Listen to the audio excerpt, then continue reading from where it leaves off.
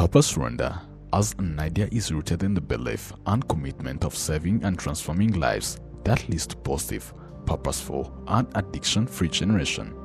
With its various benefits, which are healthy population, active citizens engaged in productive activities that enhance increase in income levels, investment and savings, reduction in poverty levels, peace within an individual, the family, and the community.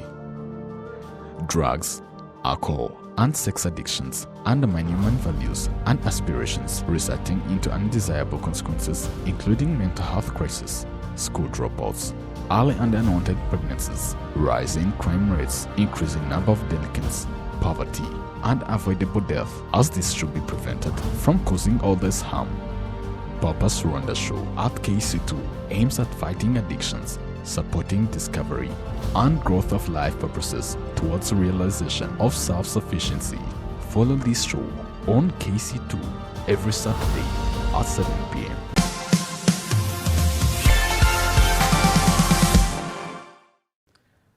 Most welcome to tonight's show. My name is William Evans and this is Purpose Rwanda. It's been a long time coming, and today the producer was able to count from 1 to 3 and the lights are on. The conversation begins now. Tonight we are going to look at reintegration of addiction patients, but we are going to be looking at partnerships, the importance of partnerships in reintegration. With me tonight to discuss this is a gentleman, a very knowledgeable man about partnerships. Apollo Munanura is a human capital and organizational development expert. Currently, he's an independent consultant and he works largely with the private sector companies as well as development partners organizations. He previously worked for the government of Rwanda for over 10 years in different positions of senior management level. He also previously served as has served on a number of boards, government advisory boards, and in other duties. Most welcome to the show, sir. Thank you for having me, William. Yeah, it's always a pleasure to add a voice to such an important conversation, which is about saving and transforming lives of addicted patients. Thank you so much. It's always a pleasure. So, talking about saving and ensuring that young people have a purposeful and addiction-free generation, we want to look at partnerships. What the role of partnerships in reintegration of addiction patients that are recovering. Let's take it from there. Yes. And I think this is an interesting topic to talk about partnership. Partnership, as you very well know, it's about coming together and agreeing together to work for a common good. And today, even leave alone this particular aspect that we are talking about, which is addiction, even in other areas globally, partnership is a very important tool to use to achieve results, to achieve your objectives. So the role of partnership cannot be overemphasized. In the context of this discussion of fighting addiction, of preventing addiction, of rehabilitating addicts, and indeed integrating addicts, partnership becomes even more important because this is a war you cannot win alone. Fighting addiction requires everyone's attention, everyone's energy, everyone's resources, everyone's ideas. So that's why probably you even invited me here to dig deep and see how can we work together to transform lives of many hundreds of addictees out there who need to recover from this vice, who need to change their lives, to live their lives back, to regain their livelihoods. Yeah, so to answer your question in a nutshell, partnership is very important if we are to win war against addiction. Yes. Well, I want us to understand what, in the context of partnership and trying to have a purposeful and addiction-free generation, or addiction-free Rwanda, I want us to understand what are we looking at as partners? Are we looking at money? Are we looking at what are we now focusing on to have that purposeful and addiction-free generation? We are looking at all those that you have talked about. We are looking at creating awareness to many Rwandans of all ages, by the way, because addiction is not a problem for a particular group of population. It's not a problem for only youth. It is not a problem for only men. Neither is it a problem for only women.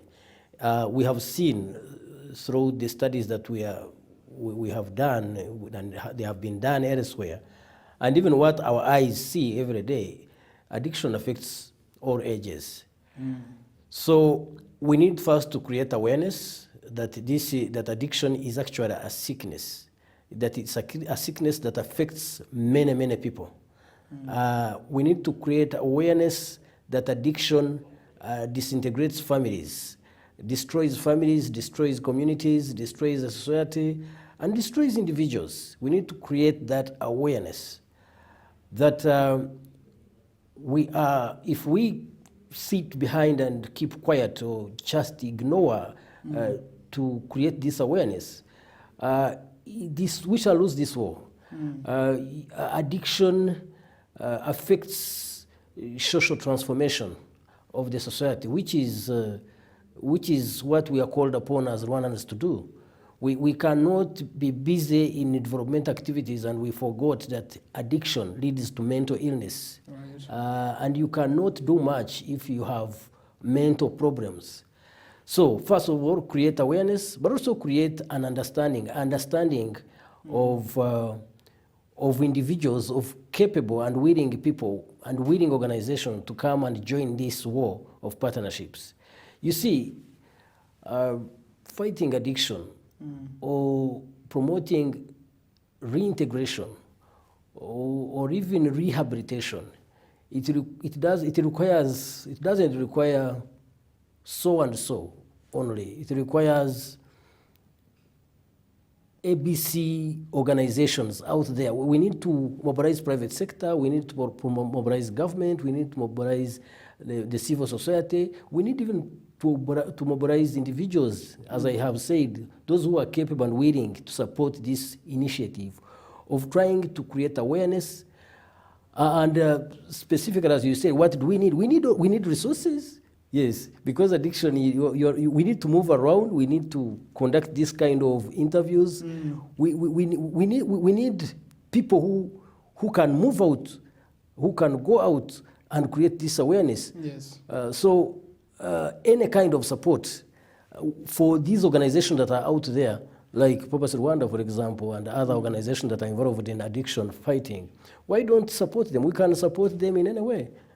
So the support can come in different form, but most importantly, what can you and I, what can we do to really see, to reduce the magnitude of the problem? Because the addiction is everywhere. Is a big challenge. It's a big challenge, and the government is doing a lot. But can it do it? Can the government do it alone? The answer is no. Can the organizations like Purposeful Rwanda and others do it alone? The answer is no. So it is about all of us to save our families, to save our communities, and indeed to the wider society. Yes. Well, indeed, you have it from him. Like he said, this partnership is not just the fight against addictions or having a purposeful free generation is not an individual thing. We cannot fight it at an individual level and win against it. But everyone is called to do what you're able to do. Probably you can support. I've known Mr. Apollo for some time now. I know he sometimes volunteers with Purpose Rwanda. You could be knowledgeable in a certain area that is very important to these young people that are trying to recover and that are trying to get back to normal and back to society. So today's conversation is around what you can do. You may not have the resources. You may not have. You may not be available to be on TV and other things, but surely you can do something. So, Mr. Apollo, taking it from right there, I want you to look straight in the camera and appeal to certain individuals and certain organizations, because this is a global threat. It's happening. You know, drugs are a very big crisis. I think it's among the causes of mental health issues. And next month in October, we are going to be looking at mental health crises over the world. And in Rwanda, just alone, according to a report in 2001, about 1,000 young people between the ages of 18 and 25 commit suicide every year. It is happening in this country. So that means someone out there has to be doing something that is not doing it. So I want us to look straight and call them out and encourage them to be partners with Purpose Rwanda and for this common goal. Yeah, thank you, William. Again, it comes back to the partnership, what we are talking about, the importance of partnership. Addiction is a global threat, right. But let's confine ourselves within our the boundaries of our country. Let's confine ourselves in Rwanda, because charity begins at home. After all, we cannot claim to put out fire in our neighbor's country when there is fire here. Right. So, luckily, we are not saying there is a crisis in addiction or whatever, but it is a growing trend. It is increasing. It is becoming really unmanageable. So, it is about what we can do together. As I said, it's not about me, it's not about you alone, it's not about organization A or B, it's not about a certain group. It is about what you are going to do and what am I going to do, what everyone out here can do to reduce, if we cannot stop it, but to reduce the magnitude of addiction. You see, there was the story is told about a king somewhere, one of the somewhere in Africa. So he was this powerful king that he used to fight wars and win them and gain territories. So one day, as usual, his military were going to fight, and the aim was to gain territories. So this king never believed in God, he never prayed, because he had always succeeded in wars. So his soldiers came and told him, King, I think this war we are going for is a serious one. We are told it is a serious one. And we have been advised that we pray before we go. So King, please make a prayer so that we are sure we are not going to be defeated. So this king was hesitant a bit, but he was later convinced that he should pray. Remember, it is his first time to pray. Yeah. Because he didn't want to defeat. So this is the prayer he made. He said, God, I have been advised to pray so that I win this war. So please, come and go with us to this war. And if you have sent your son Jesus, please don't come yourself. So what I want to point out is that we don't want to leave anyone behind, right, in this endeavor, in this movement of preventing addiction, rehabilitating the addicts, and reintegrating these addicts back to the society. You know, some people confuse those three things. You know, we have to have three strategies. One is to prevent it from happening already. Yes. Because every day you have new addicts coming into the game. Yes. So you really want to stop that. But also want to save the lives that are already into that boiling pan. You know, the addicts already. Yes. So you need to rehabilitate. So there should be a clear strategy and clear partnerships around rehabilitation. Remember, we have clear partnerships around prevention, and they are there. So they should join. Wherever you see yourself being resourceful and useful, either in prevention, rehabilitation, but perhaps most importantly, in reintegration. Because reintegration comes, it is a post-recovery phase. Yes. And you know, recovery of addicts is a process. Yeah. You cannot say he or she is recovered until you integrate that person back to the society. Yes. And you see that he is back to live his normal lives and he has regained his livelihood. Addiction free. And what does it take to reintegrate someone who has been in that particular family or that particular community, whose past probably is not pleasing?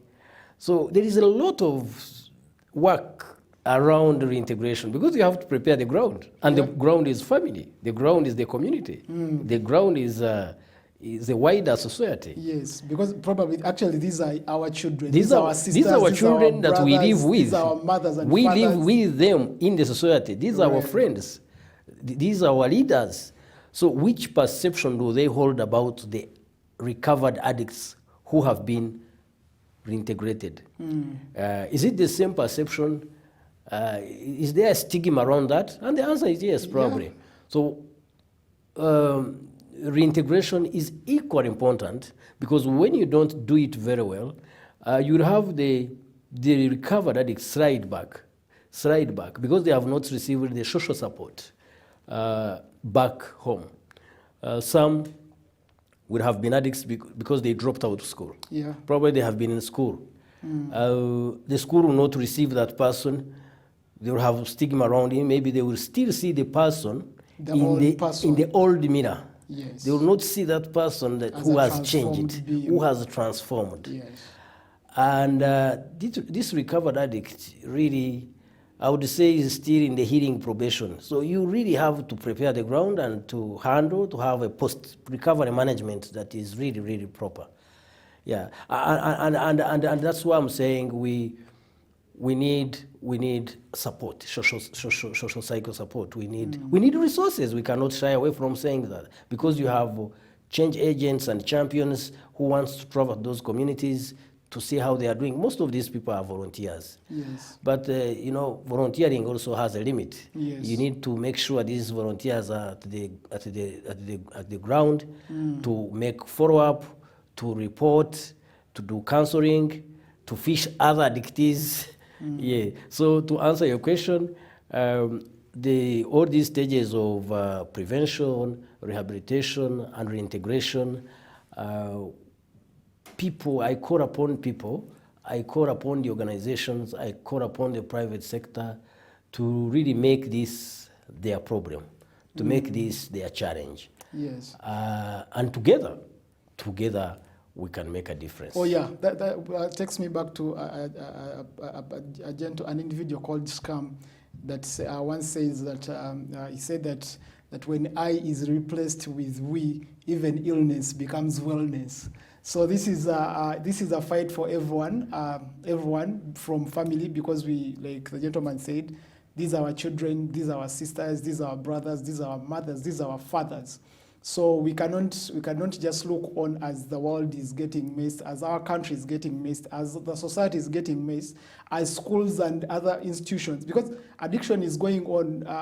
It's not just a very small thing, because sometimes when you're talking about addictions, people will start attaching it to let's say schools, young people, but they're all people that are also very addicted. Absolutely. Also, the partnership Absolutely. is not, well, there's could be someone out there who thinks when we're talking about partnerships, we're talking about organizations or MTN, UN, what? No. We are talking every individual coming up with Absolutely. whatever you have. Put the efforts together. Working together. Yes, let's work together, from family Working to together. school to the government, to the organization, to the shows, to the shows that we are having. Well, not saying that if you want to sponsor this show, or probably want to be a counselor, want to be a volunteer, want to talk about these things, because the most important thing is news, is information. Yes. There are people that Yes. are addicted, but are not even very aware Yes. that they're actually addicted, or they need the help. So it is everyone's business, and let's take it as everyone's business. Exactly. And maybe as we come to the end of the show, there is this person, there's this individual in community that is, that is trying to fight for their lives, that Yes. is trying to heal from addiction. Yes. And probably because of the stigma and how the society views addicts and the people that are on the journey. Yes. They're finding it so hard. I want you to have a word or two to such an individual that is trying to have their life back, and they are faced with all these things, stigma and stuff, name taggings and all those things. What would you say to them? Thank you very much. For someone who has recovered addiction, a recovered patient, and he wants to regain his life, he wants to live his life back. For me, that's an opportunity for all of us who are in this struggle of fighting addiction, because there is a personal will. Yes. You know, that person is willing to change, is willing to heal, is willing to transform. And he cannot really manage on his or her own. So he needs support around him or her. He needs that social support. He needs really support, complete support, be it social or economic. He needs someone to talk to.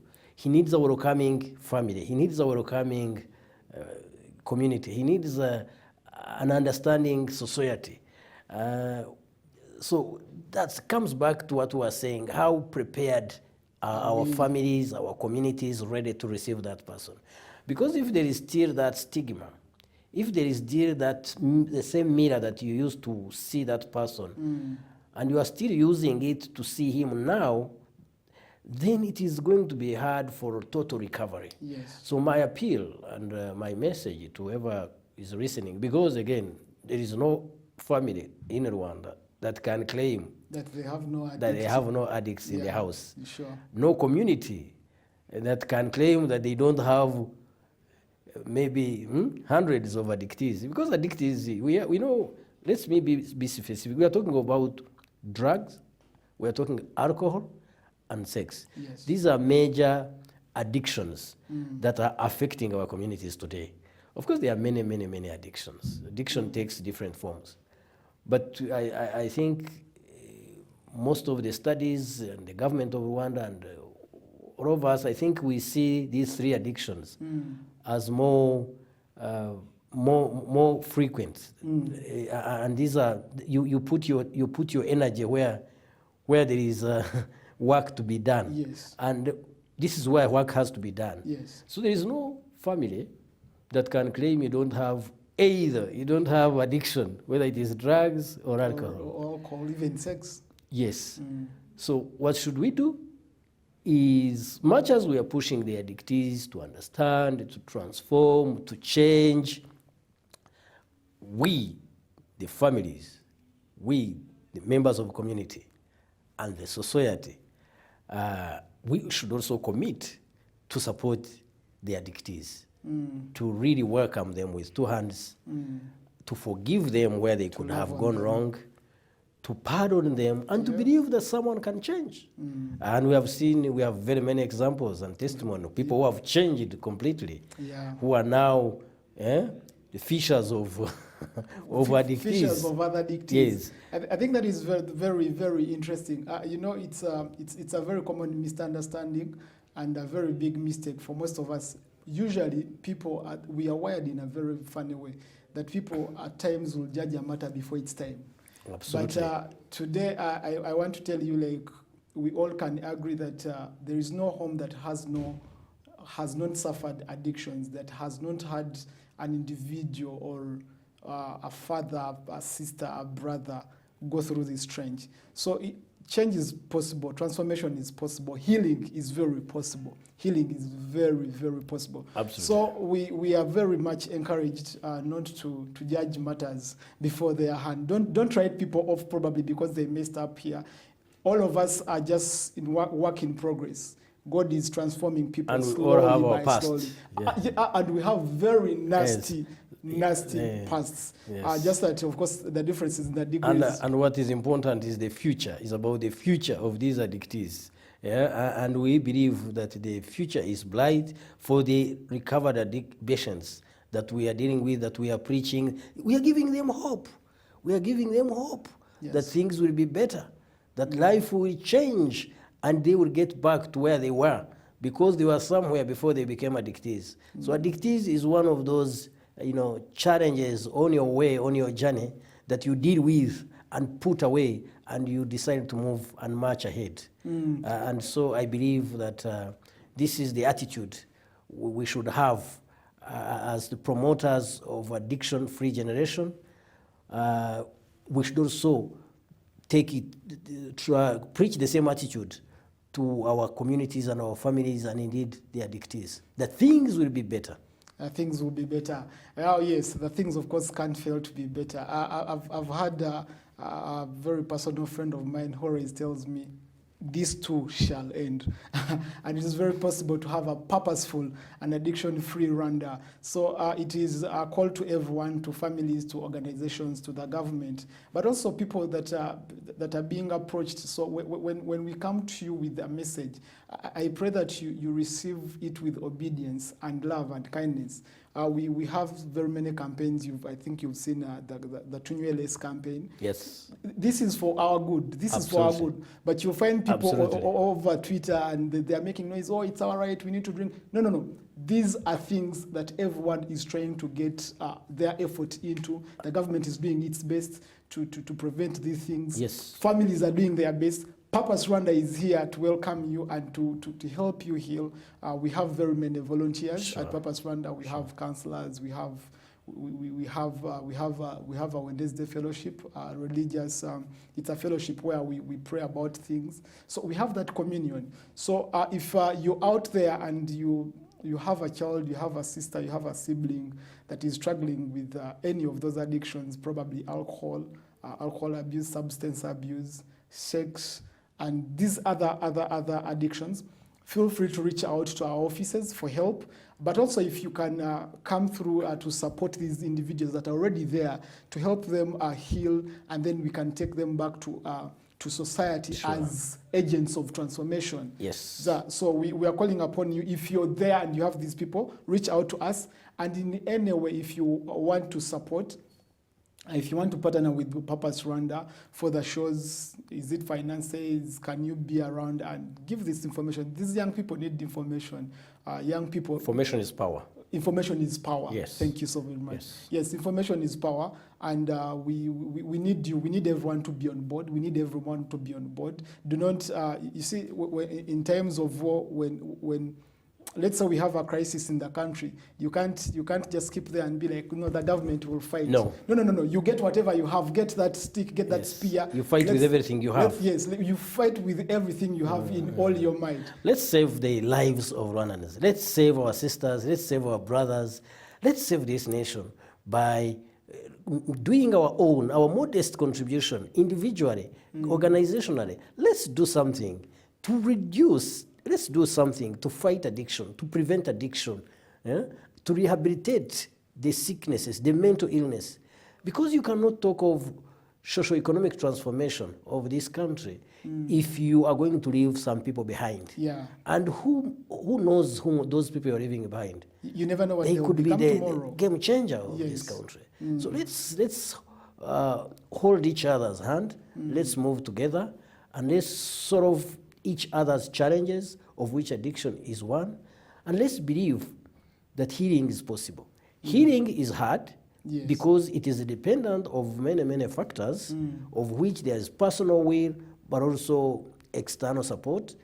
But healing is very possible. It is hard, but it is highly possible and very possible. So let's believe in that. Let's believe in healing being possible. Healing is very possible, and it is a personal initiative, like he has said.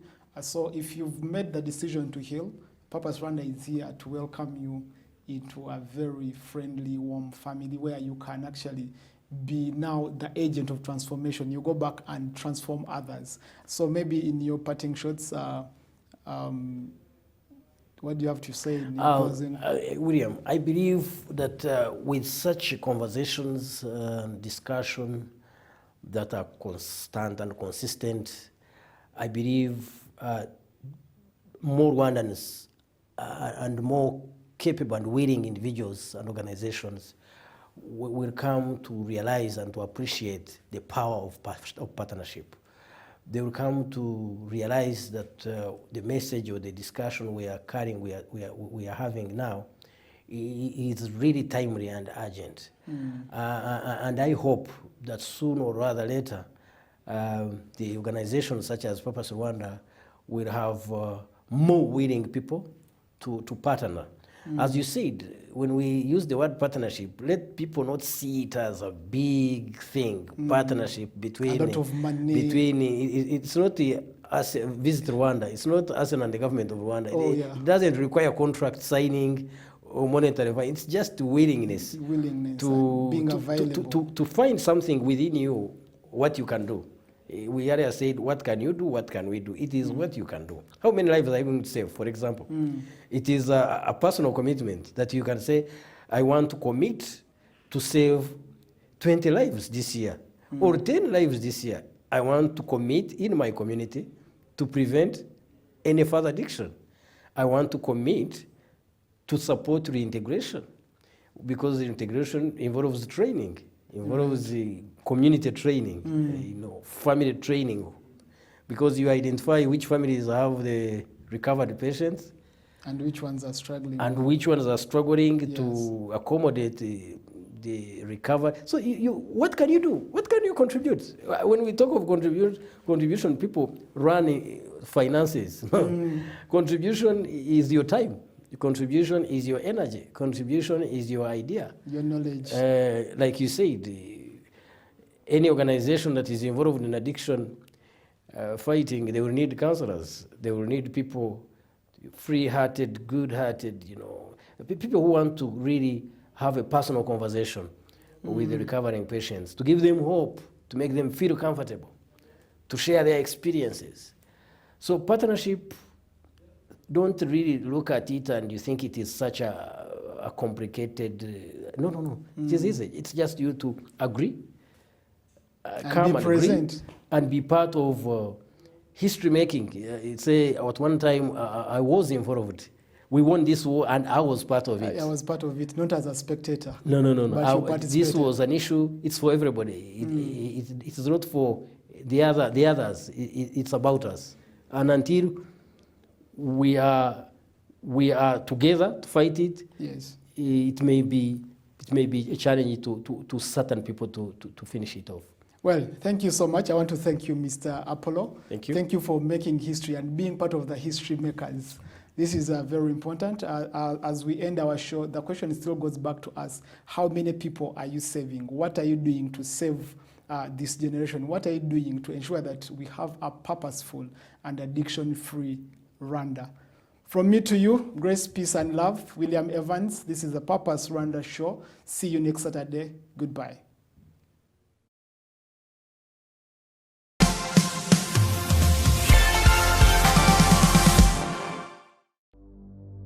Purpose Rwanda as an idea is rooted in the belief and commitment of saving and transforming lives that leads to positive, purposeful, and addiction-free generation. With its various benefits, which are healthy population, active citizens engaged in productive activities that enhance increase in income levels, investment and savings, reduction in poverty levels, peace within an individual, the family, and the community. Drugs, alcohol, and sex addictions undermine human values and aspirations, resulting into undesirable consequences including mental health crisis, school dropouts, early and unwanted pregnancies, rising crime rates, increasing number of delinquents, poverty, and avoidable death, as this should be prevented from causing all this harm. Purpose Rwanda Show at KC2 aims at fighting addictions, supporting discovery and growth of life purposes towards the realization of self-sufficiency. Follow this show on KC2 every Saturday at 7